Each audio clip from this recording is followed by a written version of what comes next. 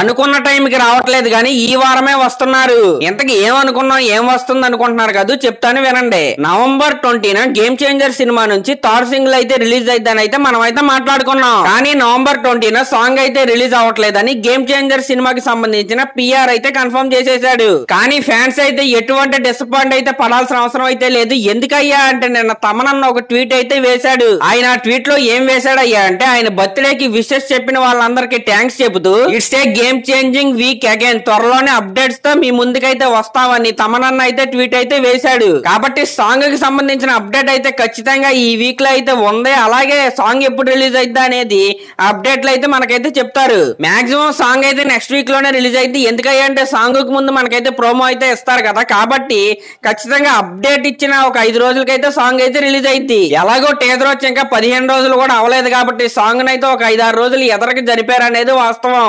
కానీ ఇప్పుడు రాబోయే సాంగ్ మాత్రం అదిరిపోయే డూయట్ అన్నమాట. ఇంకా మెలోడీ ఆఫ్ ద ఇయర్ ఇదైతే గుర్తుపెట్టుకోండి. ఇంక ఇది పక్కన పెడితే రామ్ చరణ్ గారి ఫ్యాన్స్ ఈ రోజు ఇంకో ఈవెంట్ గురించి అయితే చాలా బాగా వెయిట్ చేస్తున్నారు. అదేంటయ్యా అంటే ఈ రోజు రామ్ చరణ్ గారి అడ్డా అయిన సీడెడ్ ఏరియాలోని కడపలోకి అయితే మన రామ్ చరణ్ గారు అయితే వస్తున్నారు. అయితే ఆయన రాక కోసం ఫ్యాన్స్ అందరూ చాలా ఈగర్ గా వెయిట్ చేస్తూ సెలబ్రేషన్లు అయితే ఒక రేంజ్ లో అయితే ప్లాన్ చేశారంట.